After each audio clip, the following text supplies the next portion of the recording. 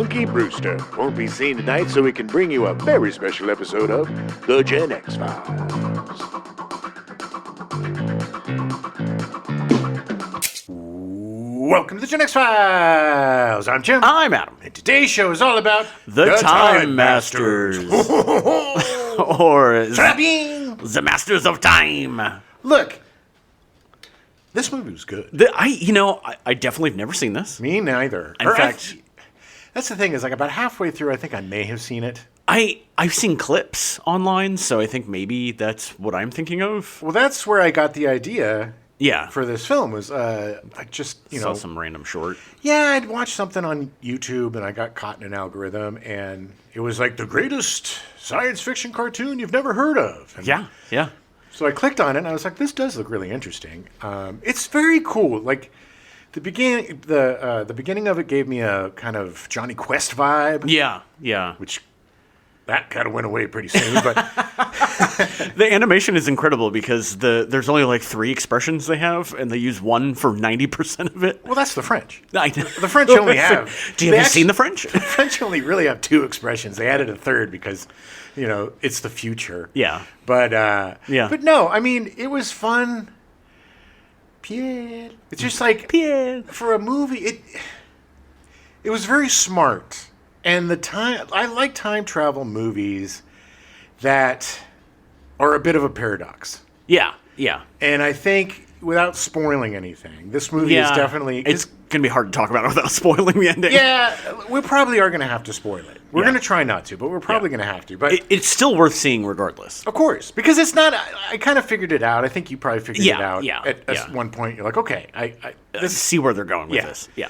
But it was still surprising and smart, and Right. the way that they did it was really interesting. By just tacking on some mythical god creatures at the end. Which, again, I like this movie a lot. It was just funny that they call it the Time Masters, and then they're almost inconsequential except for the entire plot of the movie. Right. But it's so it's such a deus ex machina. Yeah. Like, it's just like, okay, here it is. Yeah, but it makes sense. But it does. It does. It fits into the milieu. Yeah. To use a French word. And it makes the scenes where, the old man is talking to the kid that much more poignant. Yes. Which, when he's playing that weird song and like talking to him through Mike. Yeah. Mike. This is what is so crazy to me watching this movie, because French is a very complicated language. Yeah. But what always cracks me up is like, princess. I know. Routine. Too sweet. Spaceship. Yeah. There's always these... Well, you know why they do that is because the French language is heavily regulated, and that new words, they haven't allowed them to be entered into France in the lexicon, so they don't have French equivalents. I mean, there's literally a board that decides whether or not a word is going to be French or not. You would think princess by this time, since it's been around for so long. They could have slipped it in. I know. But still, it's a beautiful language. The language d'amour. So hard to understand. I don't get how people learn French at all. All languages. Like, I wish I had that brain because it's fascinating to me, people that are polyglots. Picked up German in 3 days. Yeah. And look, if you know Spanish, then you could probably get Italian pretty quick. Yeah. Italian, Portuguese, they're all kind of the same family. There's a lot of the gerund is the same, but they're all Latin based, right? For the Exactly. most part, yeah. And the French have to be their own thing. It's close, but not anywhere near. No, but it is. If that makes sense. It is a. It's like I've always enjoyed watching French films because I find the language. Oh yeah, it's beautiful. It's melodic. It's beautiful. Yeah. It's one of the. It's the It's the language of love. Exactly. Yeah. But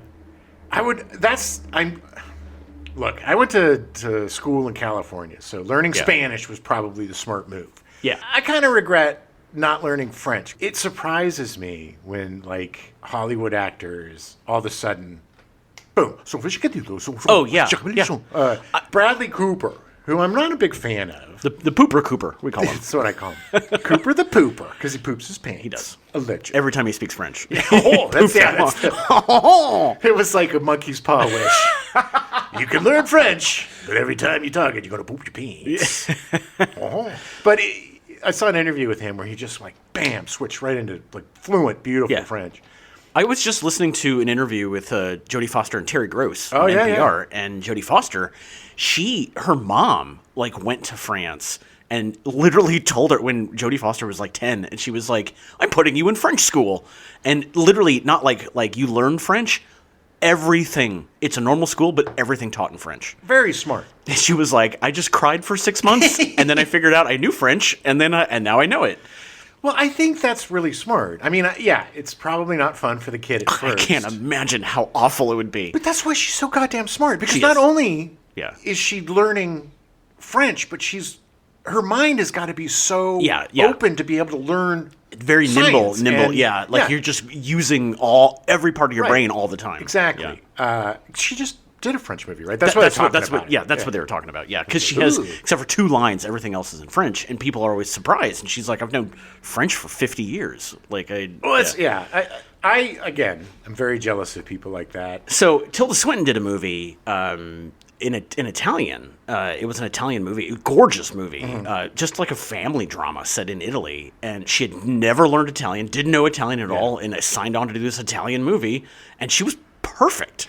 Well, there's also, this is going to sound a bit hubristic, but I think I could do a foreign film. I think if I had a dialect coach, even not understanding what I'm saying, I had but knowing what I'm saying, you can use, it's like Shakespeare, right? No, I agree. Because I had a strong upbringing in phonetics. Like that was the base of my language. So it's like looking at words, if you speak it and then have it phonetically, like I will learn it a lot faster. Yeah. And I do goofy voices and stuff, so I can, if I actually put any effort to it, right. I can pretty much mimic whatever. Not to say that I'm anywhere nearly as talented as Tilda Swinton, of course. Oh, yeah. But I'm sure she learned Italian, and she knows Italian now. She was very, That would be She's the difference. Fluent now, yeah. I would be mimicking Italian. But that's Tilda Swinton. She's just insane like that. But I think that immersive experience, you would at least learn rudimentary. Yeah. The language, because you're immersed in it, you're in that place. That's the thing. It's like when I backpacked through Central America for quite a while, and every place you go, they speak Spanish, but it's a different cadence. It's a different there's style. Yeah. Local dialects. Yeah. Like in Spain, Spain, which you talk to people from Spain, they're like, I hate that. Yeah. I don't do that. Yeah. But that's the Spanish I was taught. Yeah. It's Catalonian Spanish. Oh, okay. With the all the time. Backpacking through Europe. Or not through Europe, South America. It's going to be Europe. It's crazy. We were first going to backpack through Europe, but then we thought that was cliche. Then my friend Larry bought a 4x4, and we were going to drive through the Darien Gap? No, we were going to drive to Alaska. Okay. The Calcan Highway. Is that what it's called? Something Can Highway? Something, yeah. That sounds right. We were going to do that, but then he's like, this truck's too nice, I don't want to ruin it. So we we decided to go to Central America. And you get a few drinks in me, and I hit that cadence. And my Spanish is so much better than when I'm sober, or when I was sober. And I think that makes sense because you're less self-conscious. Yeah. You're it's more instinctual and less, you're not thinking about it as much. You're listening, you're parroting, whatever. And it was always fun to party with the locals. Right. And then get to that point where I'm like, ba, ba, ba, ba, ba. And they're like, whoa. Got a lot of free drinks. Nice. But yeah, look, to get back to this movie. Back to the Time Masters. French, not French. It's still a great movie. And I'm really glad that we watched it in its native language rather than a dub. Yeah, which we'll find out later that technically dubs don't exist anymore. I'm good with that. Yeah, to be honest, when I watch foreign films, I usually want to watch them in their native language. Yes. Like, it's part of the reason why I love Korean movies, because I think the Korean language is gorgeous. Yeah. And listening to them talk about complicated. Oh, yeah. Well, learning Korean's not, or I should say writing Korean's not hard, because it's similar to us. Like, they have a certain number of letters. But, it's not like Chinese or No. Japanese, where they have like 2,000 kanji, or kanji. But yeah, it's Korean's not. But they purposely did that like 200 years ago. Like the Emperor of Korea was like, I'm simplifying language. Because you're saying Koreans are dumb? No, because they're smart. But anyway, you can actually learn Korean online for free, like through like the University of South Korea and stuff. Like the you can take courses and stuff All for free. right, next show we're doing in Korea. Yeah. Anyway, I was obsessed with South Korean film in college, and that's carried over, the last 20 plus years. But I love watching it that way. I do sometimes watch stuff dubbed, but only if it's in a place where, like, if I'm watching something with Phoebe. Yeah. Because like sometimes the text will just be on for half a second, and Yeah. it's like, okay. But for the most part, I prefer listening to stuff in the original language. Honestly, I think if you watch the dub, you're not getting the full experience. I agree, because they're picking and choosing what language they want to use. And there's all, you have to fit the lines within the parameters. Yeah. And that's Yeah. why when you watch a lot of dubbed anime or whatever, everybody sounds like this because they're all talking really fast. Yeah. Because they have to go really fast because of Yeah. and Or they just dumb it down so hard. yeah. But this, I jumped. no dumbing down in this movie, baby. No. But it was really fun to watch. So let's get into it. All right, let's do it. Take yourself back to 1982. Yeah. Ho-ho. Oh, March 10th, all 9 planets align on the same side of the sun. Known as syzygy, it only occurs once every 175 to 180 years. A bit of a furor was caused by this one due to the publication of the Jupiter effect in 1974, which predicted the alignment would trigger major earthquakes, particularly on the San Andreas Fault. Nothing even close to that actually happened. Everybody's an idiot. Every time there's something, Halley's Comet, Yeah. and planets aligning, something passing through our universe, it's Yeah. doomsday, end of the goddamn world, and it's Yeah. just like, when it does happen, which it will, probably after, at some point. There is going to be an earthquake at some point. Well, there's also going to be an asteroid that hits the Earth. Yeah. There's going to be an extinction, an EVE, Yeah. as yeah. they say, an Yeah. extinction, an ELE, sorry, ELE, extinction level event. Yeah.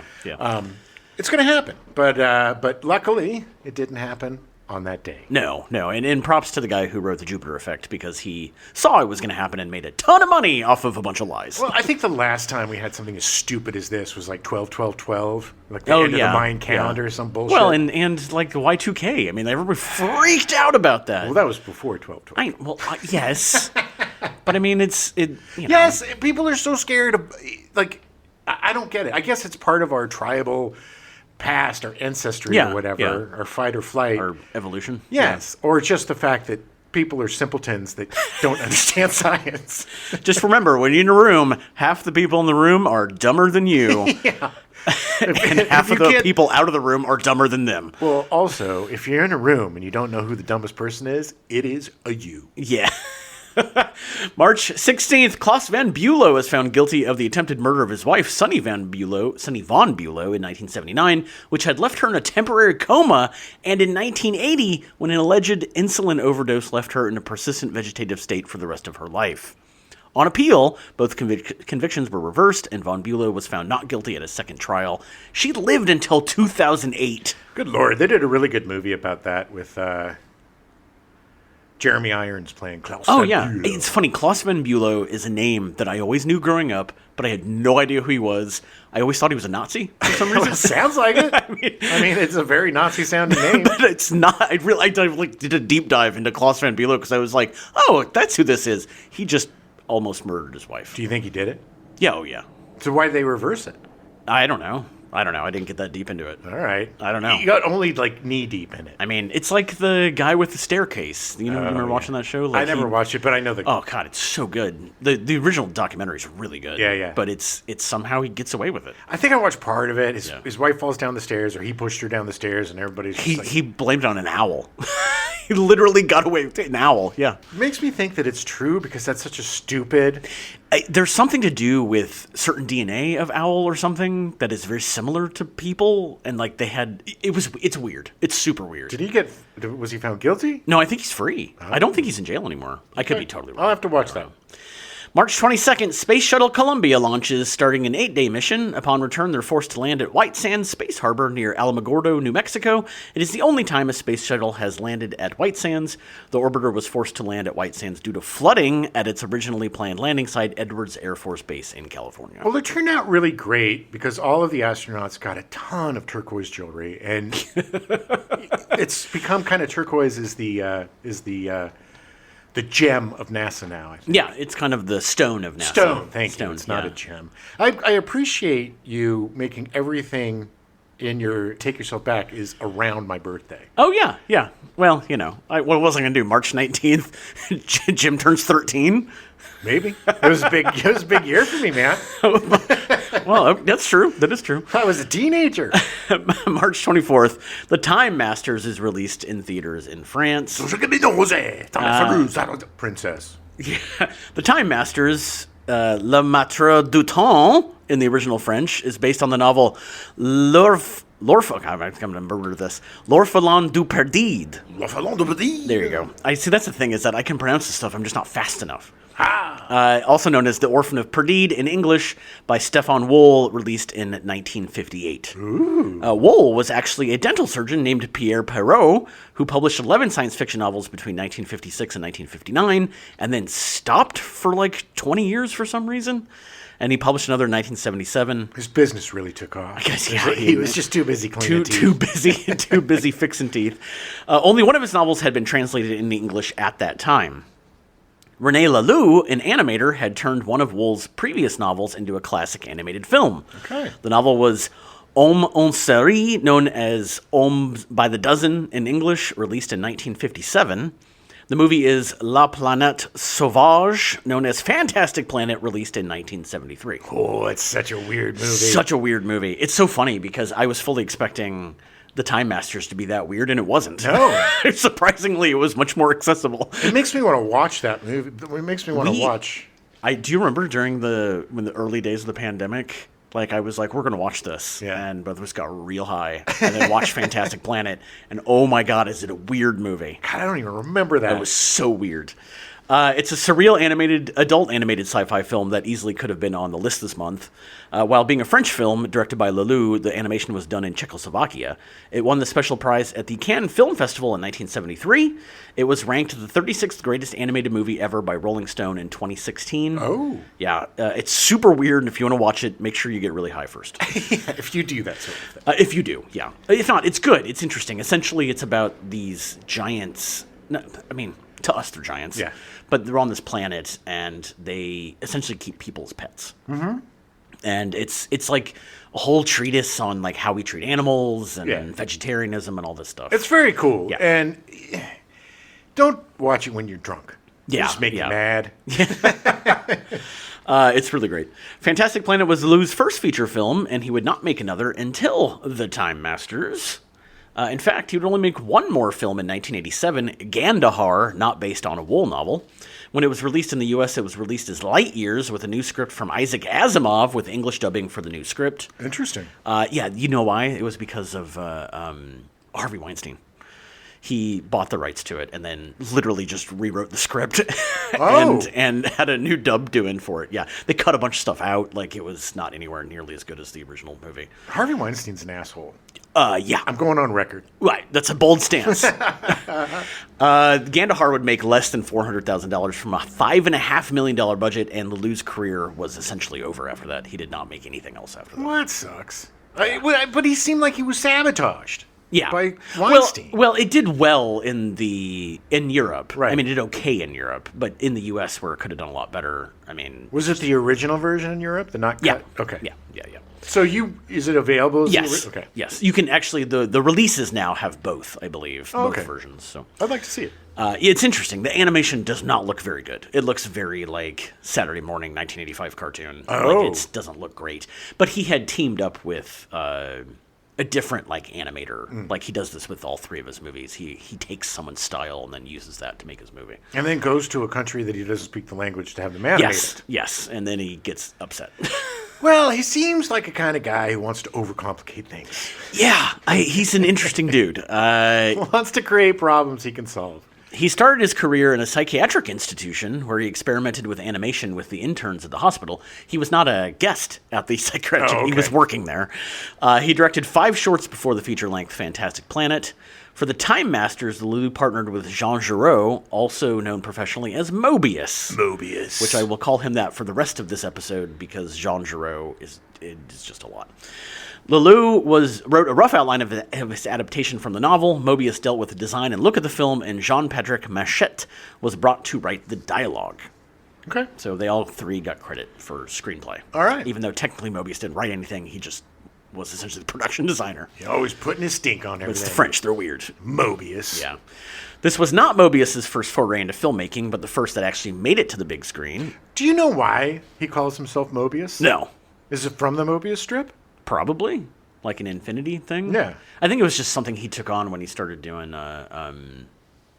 animation and like... No, I mean, even before that, because he was doing paintings and stuff before that. Right. Very distinct style. I don't know. Very cool style. Yeah. He was working on an animated Western as early as 1957 that never came to fruition. Only about 45 seconds of animation was finished before Moebius decided that animation was... Too laborious. Yeah, he was lazy, essentially. Or it was just really hard. Yeah, and I think he was doing it all by himself. So, I mean, him and another guy were like, oh, we're going to do this. Look, man, as somebody, and you know this, as somebody who's done the one-stop shop thing where you shoot, you edit, you direct, you do it all, it is exhausting. Yeah, it is. It really is. And I can't imagine doing that with drawings. Yeah, you know, that would be even more laborious. So long.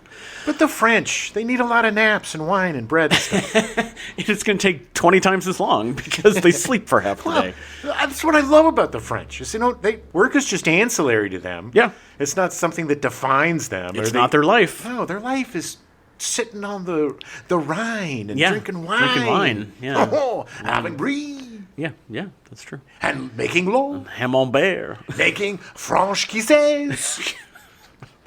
Okay.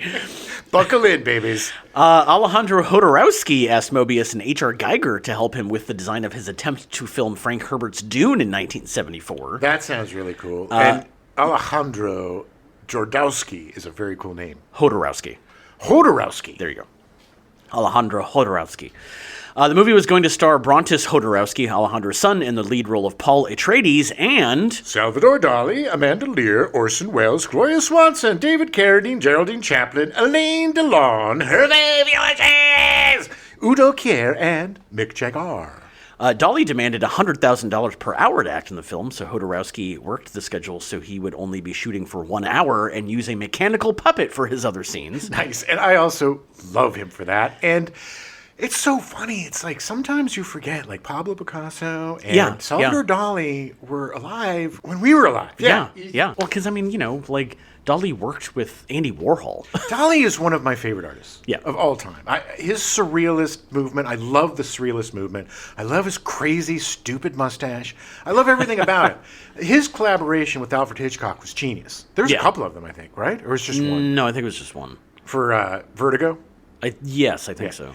That was brilliant, man. I remember studying that in film school. And I had a couple of dollies on my... Everybody had, like, Porsches and chicks with boobs, but in my college dorm, it was Dolly. The time-melting one, whatever it's called. That one's great. Yeah. The one with the milk is great. I mean, there's just so... The one with the milk. The one with the milk. I haven't seen Dolly in a long time. I was able to see some of his art... His original art? Yeah. And it is even more impressive. I want to say that LACMA, I'm pretty sure, has at least one dolly, if I remember correctly. Well, also MoMA. Yeah. And I believe the Hermitage in Russia that I went to. Oh, yeah. They had a huge collection of Picasso. Like a bunch of stuff that they seized during the war. Yeah. But I think they had a couple of dollies, too. What's really funny, quick speed bump, we were waiting in line to get into the Hermitage. And it was so cold that 2 of our group members had to be taken away because they were getting the beginnings of frostbite. Wow, that's crazy. Russia was the coldest place I've ever been in my life. Let's all go to Russia. Both metaphorically and physically. Well, it's because their hearts are frozen. What's crazy is to get a cab in Russia, this was communist Russia.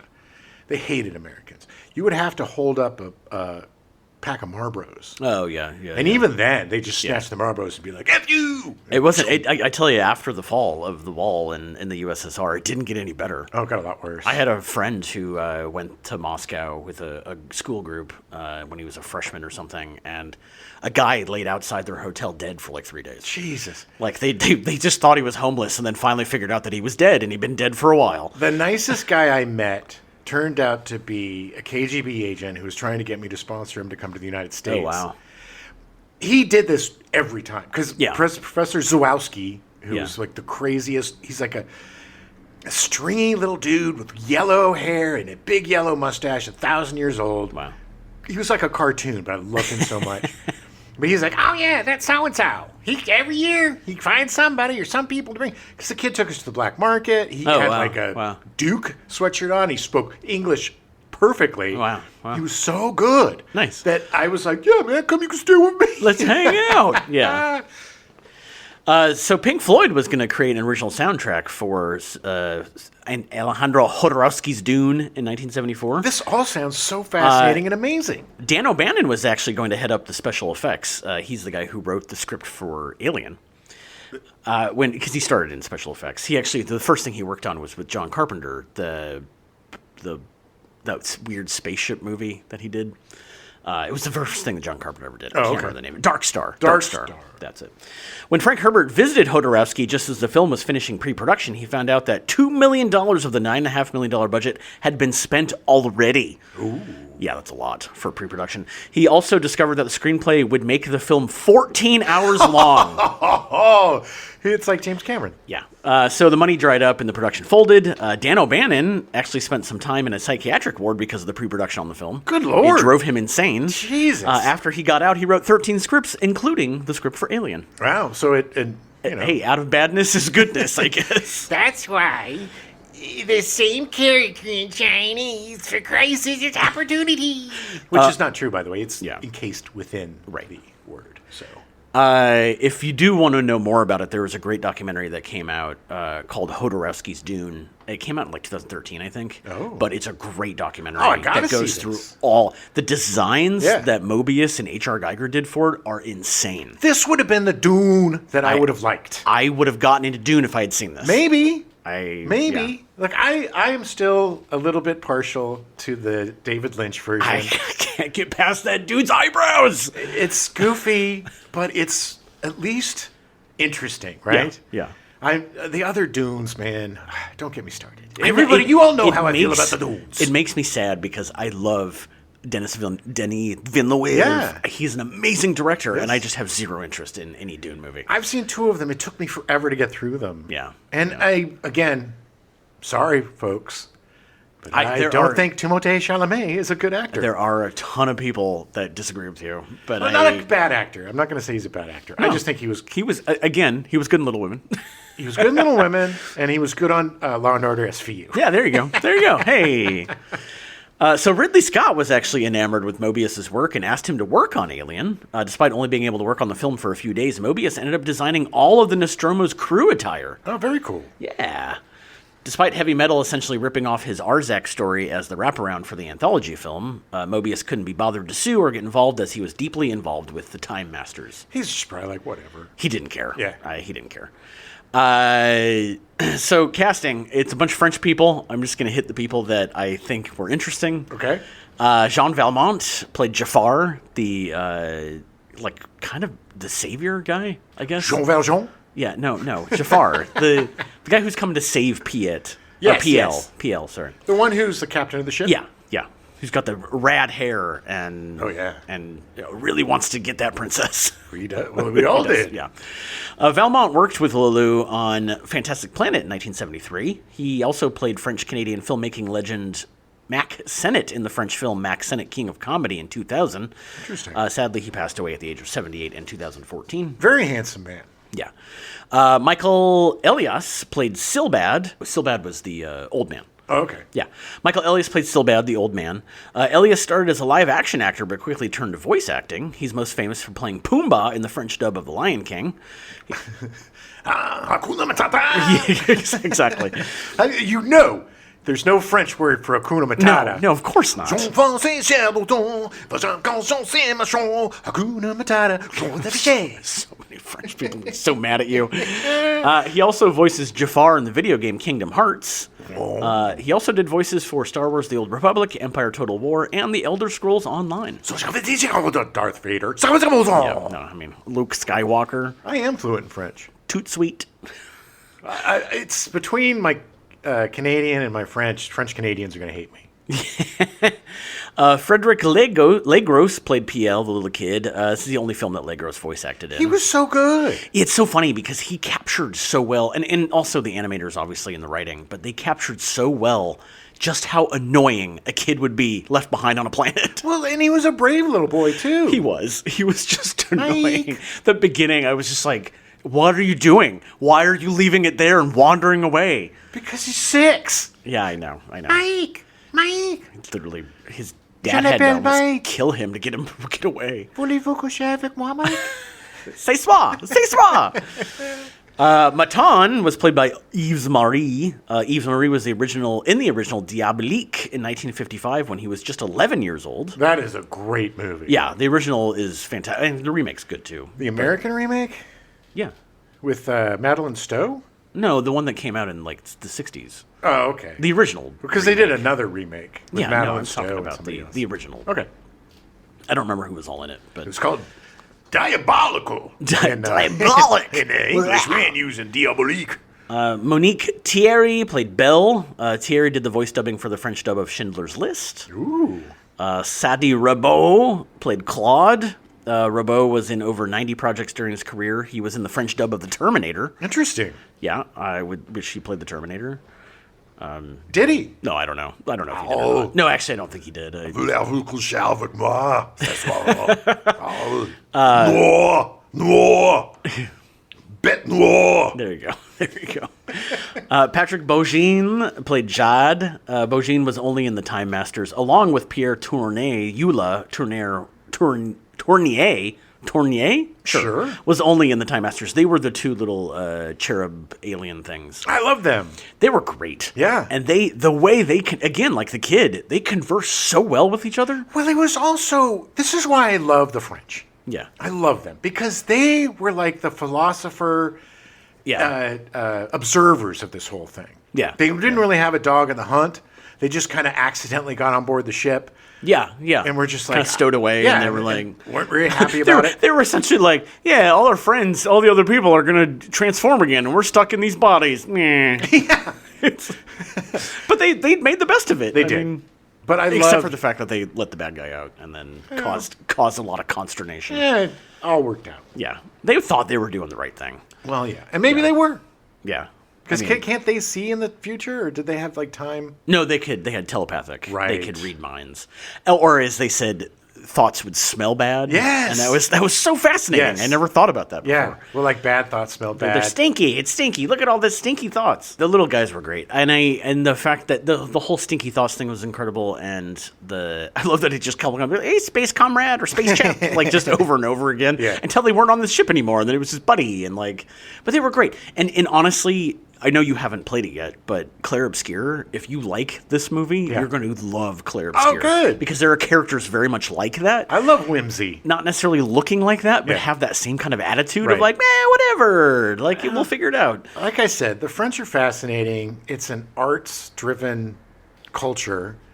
Yeah. You know, I would say that they're probably the most fundamentally artistic culture of Europe and, you know, a lot more so than the United States. Oh, yeah. We're just cheeseburgers. It's not No, art. if we can't make money off of it, we don't care. Yeah, at least that's the thing. All the Europeans are like, we're good money for you to make a movie. Yeah, just go experimental. Go do the thing. Go do the thing. It'll be great. How much money did your movie make last time, asshole? It doesn't matter. Yeah. Zool was played by Alain Cuny. Cuny was a famous French actor who worked with directors Marcel Carnet, Louis Mon, Jean-Luc Godard, Federico Fellini, Michelangelo Antonioni, Francesco Rossi, and Louis Brunel. Yeah, good. Nice job. No, it's good. It's more Italian than French. Well, I mean, half those names were Italian. So He was also in Emmanuel in 1974, the first in a series of erotic X-rated movies, which of course became the highest-grossing film in France upon release. Oh, I'm pretty sure I saw those on cable. Oh yeah. It was also the first X-rated film released by Columbia. Nice. I also went down into a weird rabbit hole with the Emmanuel series. That was Sylvia Kristal, right? That sounds right. She was in the She was European versions. the wife. Yeah, the original ones. Yeah. She was the wife. She goes to Bangkok and then has a sexual awakening. I think so. Yeah, there was a lot. But I think she was in like 11 or 12 of them. Something like that. But they've done like 100 of them. Yeah. It's crazy. There's a new one out on HBO. There's it's either Oh, a really? series or a show. Oh, interesting. They bring it back. It's Yeah. like Wow, people keep watching it. horny. The General was played by Yves Bronville. Bronville was played by he played the French police inspector in The Man Who Knew Too Much in 1956. Great movie. Great movie.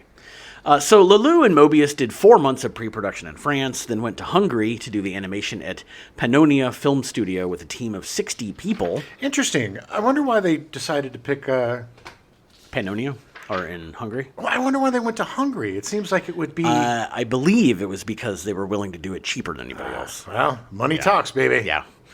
It took 2 years to complete the animation.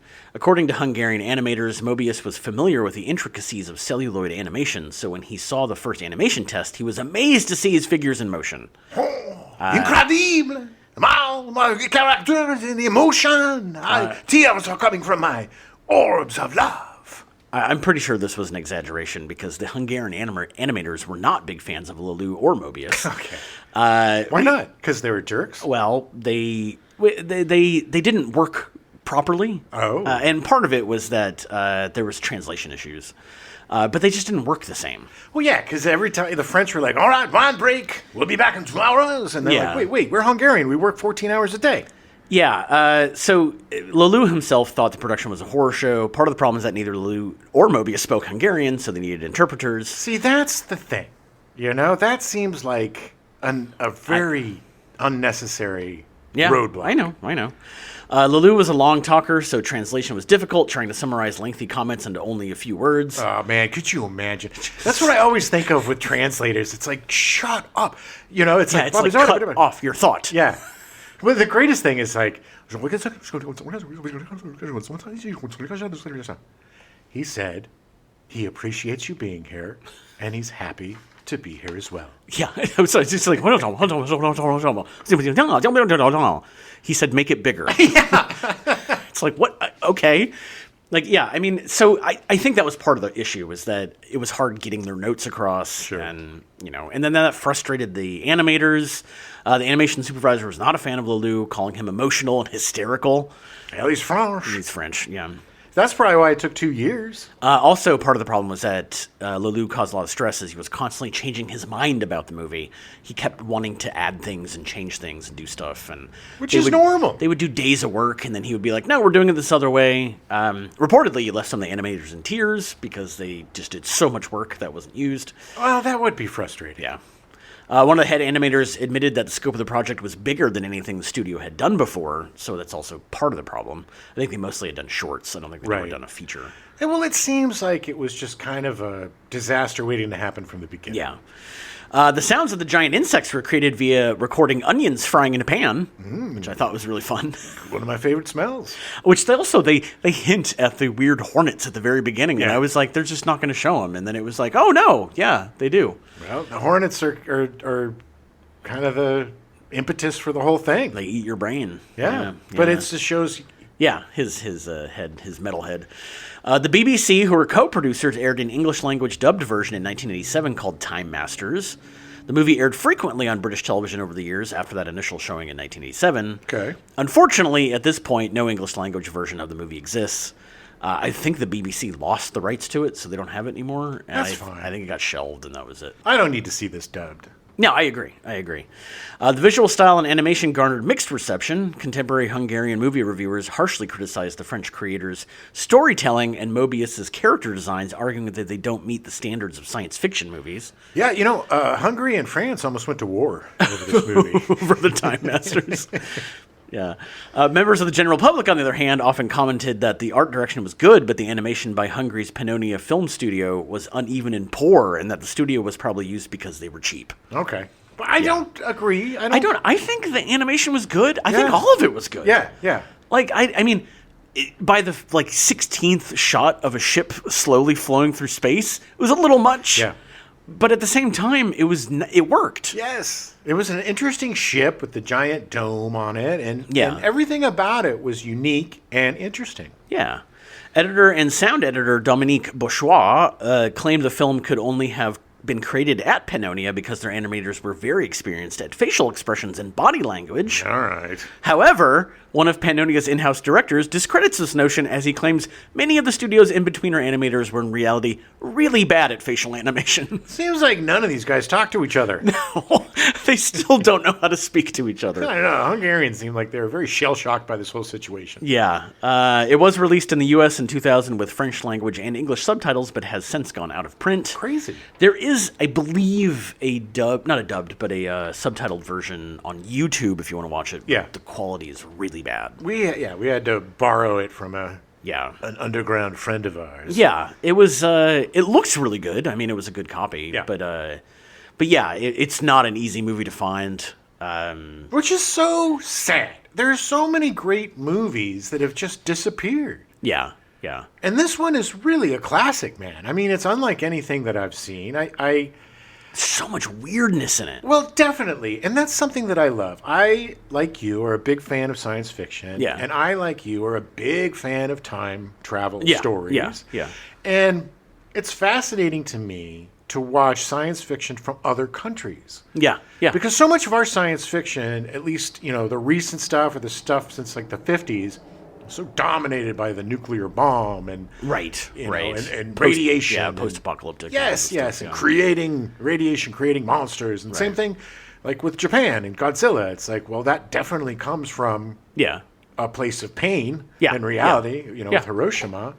So I'm always fascinated to see what different countries put forth as their science fiction stories. Yeah. Yeah. And this one was a very clever time travel story. It's just basically a rescue mission to rescue this kid who's trapped on a planet. Yeah.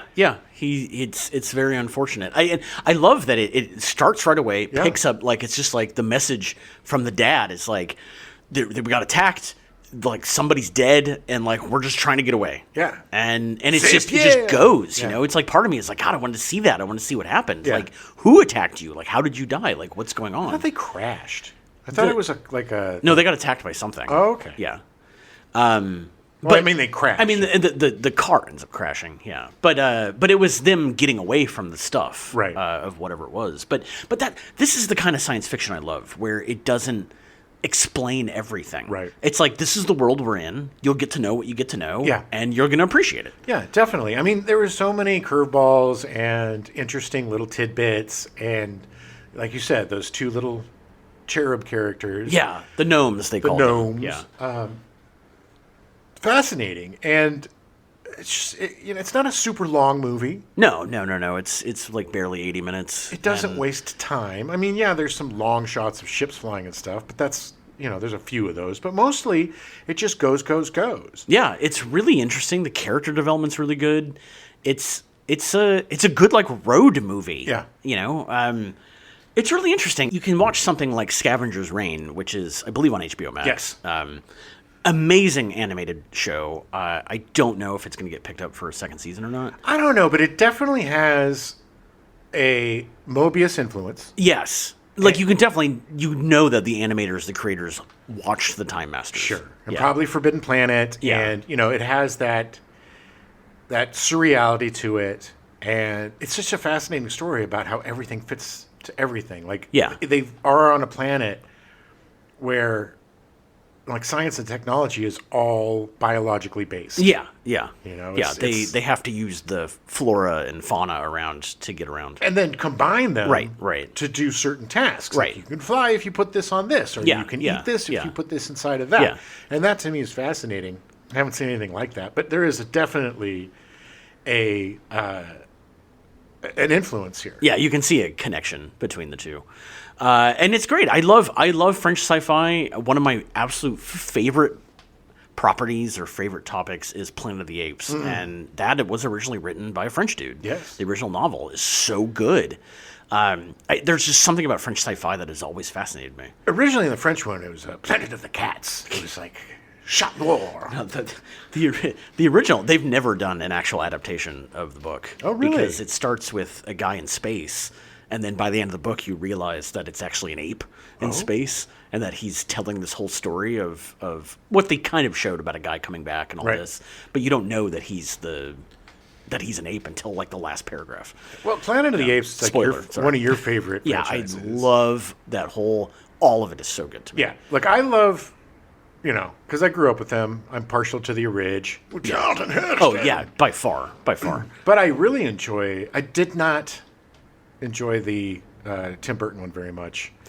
I need to see it again. Well, it's just they But- mucked it up with but Marky Mark, man. They were trying to make it more like the original book, and I'm sorry, but Marky Mark is dumb. you can't cast him as a smart You person. gotta- you I can't hate play. saying that. Did you not learn your lesson with that M. Night Shyamalama damn show?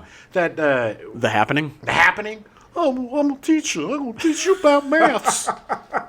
What's going on? Well, I'm going to say that The Happening had bigger issues than just Marky 100%. Mark. I mean, good God.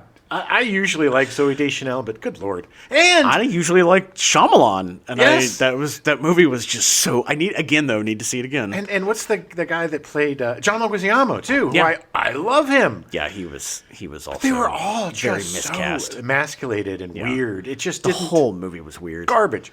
But and again, I'm an astronaut. Yeah. I don't buy it, man. I know. I buy him being like a human slave, but but not the one that can talk and is smart. Yeah. Anytime. Look, talk about this all the time. Certain people have a very narrow wheelhouse, and Marky Mark has a super narrow wheelhouse, but he hits it, baby. The best he's ever hit it was The Departed. Well, I think it was Boogie Nights. I think Boogie Nights Boogie Nights was good. was such a perfect performance for that movie. Yeah. His wide-eyed dumbassness. Yeah, his innocence. His The innocence. Yeah. It works so well. Watching this kid get corrupted, it was so good. Well, that's. I like to think of Boogie Nights as being a young Marky Mark, and then having The Departed being the older one who's just mean and angry all the time. Great in that. Great. I will give him props for those two That is the movies. range he has: either crazy innocent or so mad all the time that he can't control it. And his brilliant music career. Well, he is somebody's favorite artist. Oh my God! Of course he is. The guy makes movies all the time. Yeah. Oh no! I mean, all those like family movies he does, fine, whatever. I mean, whatever. It's always some bullshit like, he's a family guy, but he's an ex-secret agent. Yeah. Blabbity bloop. Or that. what he does. What was that movie he did with Daddy's Home or something? Yeah, Daddy's Home with Will Ferrell. Yeah, and then they did Daddy's Home 2, and his daddy was Mel Gibson. Yeah, in the first one Will Ferrell was the new dad, the stepdad, and then he got out of jail or something and had to live with him for a while. Yeah. But then it was Mel Gibson and somebody else. Oh, it was the greatest guy in the world. The dude from no, not John Larroquette. Lithgow. Jonathan Lithgow. God, John my brain Lithgow. is broken. Yeah, John Lithgow and Mel Gibson. Yeah, John Lithgow is so funny in that So movie. great. Those movies. Look, I put those in I can't really say they're good or bad. They're just entertaining while I watch them, and then The Wrong Guys. yeah, He was great in really that. good in that, playing a dum-dum. Yeah. If he's a frustrated, because I picture in real life he's kind of a frustrated dum-dum, and but he does frustrated dum-dum so well. I mean, Yeah, that's just who yeah. he is. I don't think he's acting. No, I don't think he is either. Try to find this movie. I realize it's going to be difficult. Yeah. Email us at genxfilespodcast@gmail.com if maybe you want to watch it. Because it is really hard to find. But this movie is so worth watching. Oh, my God. Just talking about it now makes me want to watch it again. Yeah. And oh my God, the music at the beginning is so good. It's just so driving. Yeah. Just so just so weird, kind of pre-techno, techno. I like French pop and French techno music. It was, who did the score? Do you know? There were 3 separate people Oh. who did it, so I don't know who did which. people that only like the snootiest of snoots would probably know. Not Yeah, I mean, because there was some the beginning was very like French pop, like techno pop, Yeah. and then there was definitely some like symphonic stuff in it, and then something else. Well, what's also really great about this movie is there's no real bad guy. Like the bad, quote unquote, bad guy. Yeah, Who, yeah. I guess he bought a ticket on the ship or something and had his treasure. Well, no, he was running. Right. He stole all that treasure from his kingdom essentially, and then was running. And also that was the gnomes. The gnomes were just like, all right, bye bye, and Yeah. just throwing all the stuff off. I love them so That's much. probably why they felt the need to let him out, because he tried to murder a child. Anyway, do you hear how much you need to see this movie? Exactly, but he also has redemption. Yeah, that guy. he does. You know, and that's what I love. I do not like black and white bad guy, good guy. Yeah. I love gray hats. I'm Yeah. not a white hat, black hat guy. I'm a gray hat guy because Yeah. I think it's much more interesting to have a character that has depth and something going on besides kill. Redemption. Greed, You greed. need to have redemption. Yeah. That's important. Yeah. I mean, look. It's interesting because this is one of the few things they changed for the book, because in the book he just dies. Oh. He does not save anybody. Okay. He just dies. But in this one it made sense, and that's the brilliance of René Laloux. Like, Yeah. he was like, no, we have to have a character development. It is a movie about humanity. It is a movie about, survival. It's a movie about so many different things, and yet there is a philosopher's sheen on this that really makes you think. Yeah. Yeah. It doesn't hold your hand. It doesn't make it easy, but that's what makes it so interesting. Yeah. It is. It's just so funny because I just keep thinking about Claire Obscure and how it's so like this. Maybe this will get you back into it. Maybe it will. Maybe it will. Like I said, it is always beneficial to kind of get outside of your comfort zone. Yeah. Or to, if you're into some genre, whether it's westerns or sci-fi, it's really interesting to see other countries' interpretation of that. Like, I love seeing either European or Korean examples of westerns. Yeah. Yeah. Especially how they represent the Americans. you know? Right. Because it's such, so much of what we consume is culturally relevant to our country, Yeah, right? yeah. So it's like we as a country are, rah, rah, rah, we love Yeah. our country, we're going to blah, blah, blah. And, that's why I have so many ridiculous action movies. Right, and, right, all right, these crazy movies. But when you get somebody who's outside of the bubble, even when like a foreign director is making an American movie, it's so much more interesting to get their perspective. Yeah. Because it's really easy just to fall into like, I'm just going to watch these John Wayne movies, or I'm just going to Right. keep watching the Alien movies, or I'm going to Yeah. keep. But the more you see the universal influences, Yeah. our influences upon them, their influences upon us, and how this whole art universe is truly, like, subconsciously connected around the world, in Yeah. my opinion. Yeah. There's It's global. Yeah. I feel like there is this box of art and inspiration that everybody in the world can tap into. Yeah. If they are open to it. Right. It's a metaphorical box. I don't think there's a real box like out in space. A real box out in space. Yes. Yeah. And its name is Diabolique. All right, we'll be back next week. I'm very excited about next week. We're going to cover Fire and Ice, Yeah. which was heavily influenced and worked on with Frank Frazetta. Yes. who has a fascinating life. Very much so. I saw this movie in the theater. Mm-hmm. I don't remember liking it. So Okay. I'm very curious to see it again, because so many things that I wasn't a big fan of when I was younger, I'm starting to find an appreciation for it now. So I'm hoping that that's going to happen with this, because I love Bakshi. He's so good. And even the stuff, like I said, even the stuff that is, quote, he's a failure. Yeah. Like Monkey Bone. No, not Monkey Bone. Monkey Bone is the one with Brendan Fraser, and his, like, monkey cartoon that he draws comes to life and causes him. Oh, yes, that's right. After Roger Rabbit, there was just this slew of animated Right. live-action hybrids, Yeah. and none of them worked. Yeah, like you're Roger Rabbit. thinking of Cool World? I Cool think? World is That's the it. one with Brad Pitt. Brad Pitt, yeah. Which is an interesting movie. Cool World bummed me out so much. I was so looking forward to it. Brad Yeah. Pitt was just kind of starting out. You Yeah, know, he was yeah. becoming a star, and he was interesting, and like, oh my God, he and Bakshi are making this movie. And Yeah, yeah. And it's like this noir kind of. It's a weird, yeah. It was like more of an adult Roger Rabbit. Right. But they didn't. They made the carnal sin of not making an adult, splitting the middle and making it PG-13, Yeah. which is always a doom yeah, for movies yeah. like that. Because especially with Bakshi, with the exception of Lord of the Rings, he needs zero censorship Yeah. to make his films. To make it the way he needs to make it. Exactly. Yeah. And are they all great? No, but they're all interesting, all of them. But yeah, I'm looking forward to it too. All right. Well, thanks for listening. Email us at genxfiles@podcast@gmail.com, and maybe you can see this movie too. And also, if you know about this movie, let us know what you think. Yeah. You know, as sci-fi fans or animation fans or whatever. This is by far the most obscure movie we've covered, and I'm really curious to see if the fans are out there. Yeah, I'm sure they are. Spaceship.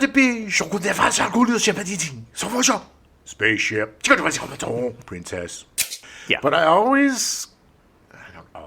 just using so many goddamn. Always. I'm tired because. I wish that I was French. Always, never. I'm using all these absolutes. Yeah. Ah, Jesus Christ. It's all right. Ben Furlman. No. Jurg Sniggins. Jurgle Sneegly. No, it's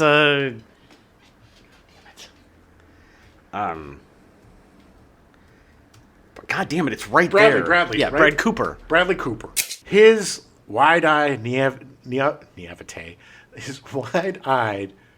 Is that Nevite? Niavite? Now I don't know how to say it now. You said it wrong, and it's his wide-eyed. Nativity? No. His wide-eyed natal. Natal and that, yeah. His wide-eyed His innocence? Yeah. It's not naivete. It's naivete. Niavite? Whatever. We now return you to your regularly scheduled programming. Hill Street Blues. Already in progress.